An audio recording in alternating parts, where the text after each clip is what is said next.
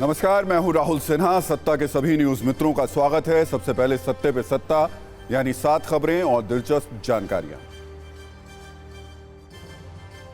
आज हम पहले आपको प्रधानमंत्री मोदी के जुबानी फायर दिखाएंगे। आज हमने संसद में दिए पीएम के भाषण से कुछ कीवर्ड्स निकाले हैं और कांग्रेस की सियासत को गहरे जख्म देने वाली एक कुंजी बनाई है। इसके अलावा पीएम के बयानों पर आधारित सत्ता का नंबर गेम भी है।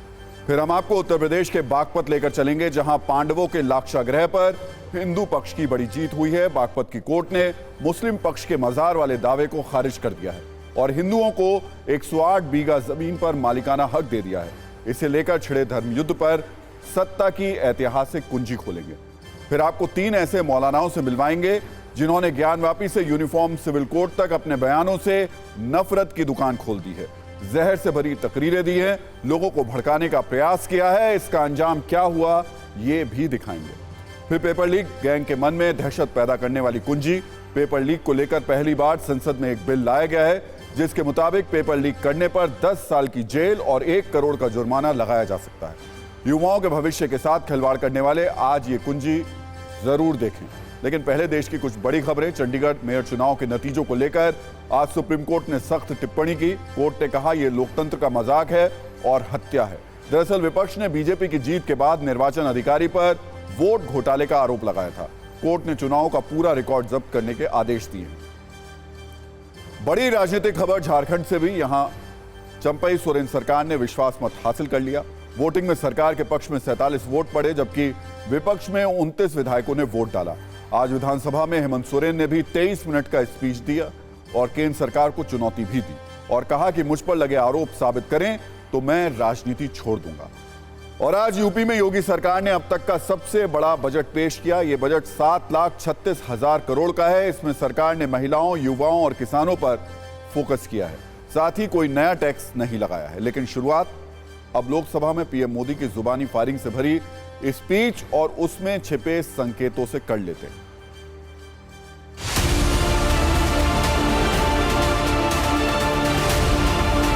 एक एक बात से मेरा और देश का विश्वास पक्का हो गया है कि इन्होंने लंबे अरसे तक वहां रहने का संकल्प ले लिया। आप जिस ऊंचाई पे हैं उससे भी अधिक ऊंचाई पर जरूर पहुंचेंगे और अगले चुनाव में दर्शक दिशा में दिखेंगे।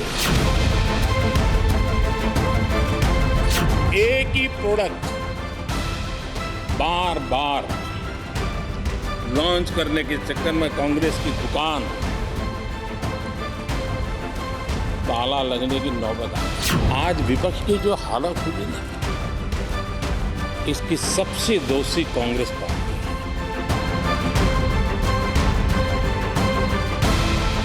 कब तक टुकड़ों में सोचते रहोगे?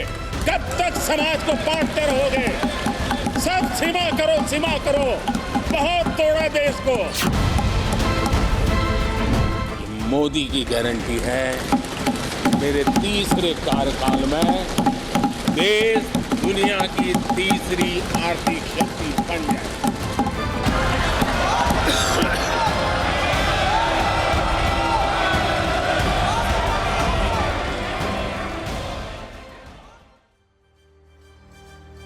पीएम मोदी ने आज चुन चुनकर सियासी विरोधियों पर हमला किया। तय कार्यक्रम के अनुसार पीएम मोदी ने शाम 5:15 से संसद में बोलना शुरू किया। प्रधानमंत्री नरेंद्र मोदी लोकसभा में राष्ट्रपति द्रौपदी मुर्मू के अभिभाषण पर धन्यवाद प्रश्न जो भाषण था वो देने आए थे। इस दौरान 2024 में कम से कम 370 सीटों वाली जीत की गारंटी का जिक्र किया। परिवारवाद, एक ही प्रोडक्ट को बार बार लॉन्च करना, कैंसिल कल्चर, अटके भटके लटके प्रोजेक्ट जैसे कई शब्द बाण के साथ पीएम ने कांग्रेस पर कटाक्ष किया। आपको दिखाते हैं पीएम के वो 7 प्रहार जो आज कांग्रेस नेताओं को सबसे ज्यादा चुभ रहे होंगे। एक ही प्रोडक्ट बार बार लॉन्च करने के चक्कर में कांग्रेस की दुकान ताला लगने की नौबत आ गई है। अरे दुकान हम नहीं कह रहे, आप लोग कह रहे हैं। आप लोग कहते हैं दुकान खोली है, सब जगह पे बोलते हैं। दुकान को ताला लगने की बात आई। परिवारवाद की चर्चा वो करते हैं जो पार्टी परिवार चलाता है जो पार्टी परिवार के लोगों को प्राथमिकता देती है, जो पार्टी के सारे निर्णय परिवार के लोग ही करते हैं, वो परिवारवाद है। न राजनाथ जी की कोई पॉलिटिकल पार्टी है, न अमित शाह की कोई पॉलिटिकल पार्टी है। और इसलिए जहां एक परिवार को पार्टियां लिखी जाती हैं, वो लोकतंत्र में उचित नहीं है। कांग्रेस में एक कैंसिल कल्चर डेवलप हुआ है। कुछ भी है कैंसिल, कुछ भी है कैंसिल। ये एक ऐसे कैंसिल कल्चर में कांग्रेस फंस गई है। अगर हम कहते हैं मेक इन इंडिया, तो कांग्रेस कहती है कैंसिल। हम कहते हैं आत्मनिर्भर भारत, कांग्रेस कहती है कैंसिल।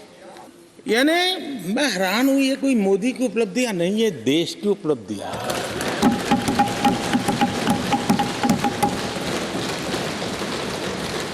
इतनी नफरत कब तक पाले रखोगे? कांग्रेस के लोगों ने नया नया मोटर मैकेनिक का काम सीखा है और इसलिए अलाइनमेंट क्या होता है उसका ज्ञान तो हो गया होगा, लेकिन मैं देख रहा हूं अलायंस का ही अलाइनमेंट बिगड़ गया। भगवान राम न सिर्फ अपने घर लौटे, बल्कि एक ऐसे मंदिर का निर्माण हुआ जो भारत की महान सांस्कृतिक परंपरा को नई ऊर्जा देता रहेगा। और आदरणीय अध्यक्ष जी, अब हमारी सरकार का तीसरा कार्यकाल भी बहुत दूर नहीं है। ज्यादा से ज्यादा 100-125 दिन बाकी है। और अब की बार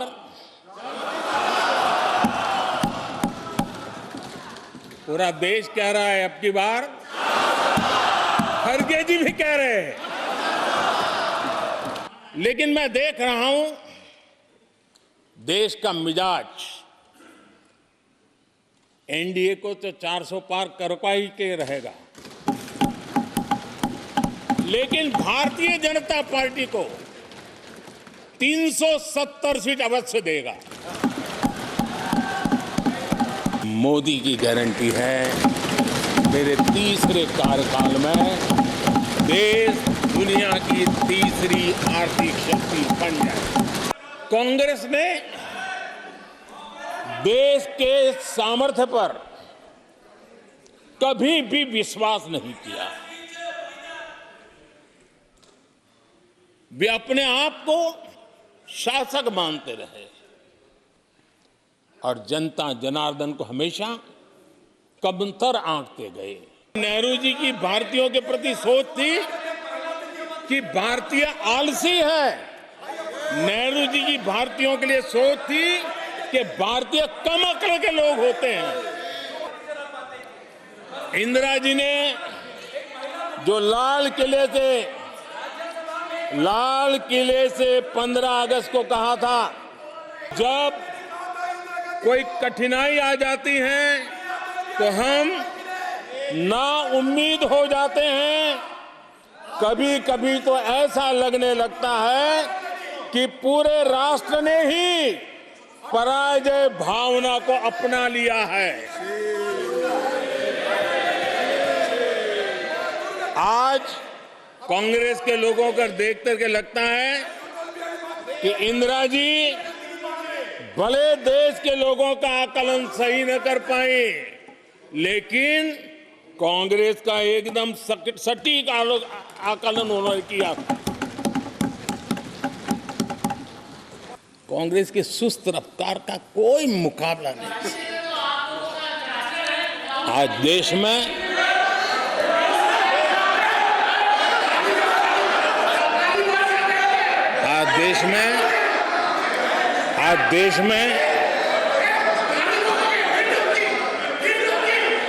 आज देश में जिस रफ्तार से काम हो रहा है, कांग्रेस सरकार इस रफ्तार की कल्पना भी नहीं कर सकती। और अब बात कर लेते हैं पेपर लीक मामले को लेकर। संसद में विपक्ष पर पीएम मोदी के शोले के अलावा जो महत्वपूर्ण बात रही वो पेपर लीक करने वालों पर शोले चलाने का इंतजाम रहा, और ये बहुत ज़्यादा महत्वपूर्ण बात है। लेकिन आज जो प्रधानमंत्री बोले हैं वो सबसे ज़्यादा उसमें महत्वपूर्ण जो चीज़ें रही, वो एक बात उन्होंने बोली और वो थी कि अगला जो उनका तीसरा टर्म होगा उसमें और भी बड़े फैसले होने हैं। इससे बहुत बड़े संकेत दिए प्रधानमंत्री ने। वैसे जो 7 बड़े प्रहार हमने आपको दिखाए, इसके अलावा प्रधानमंत्री ने विपक्ष से यह भी कहा कि वो चाहें उन पर जितने पत्थर फेंकें वो रोकेंगे नहीं, उन पत्थरों को विकसित भारत की नींव में वो लगा देंगे। पीएम मोदी ये भी उन्होंने कहा कि जो लोग पत्थर फेंक रहे हैं वो नामदार हैं, हम कामदार हैं, कामदारों को नामदारों से सुनना ही पड़ता है। मां भारती के कल्याण के लिए साथ मैं आपका सहयोग चाहता हूं, 140 करोड़ देशवासियों की जिंदगी को और समृद्ध बनाने के लिए और सुखी बनाने के लिए। लेकिन अगर आप साथ नहीं दे सकते हैं और अगर आपका हाथ ईंटें फेंकने पर ही तुला हुआ है, तो आप लिख करके रखिए, आपकी हर ईंट को मैं विकसित भारत की नींव मजबूत करने के लिए लगाऊंगा। आपके हर पत्थर को मैं विकसित भारत के जो सपनों को लेकर के हम चले उसकी नींव मजबूत करने के लिए मैं लगाऊंगा, और देश को हम उस समृद्धि की ओर लेके जाएंगे।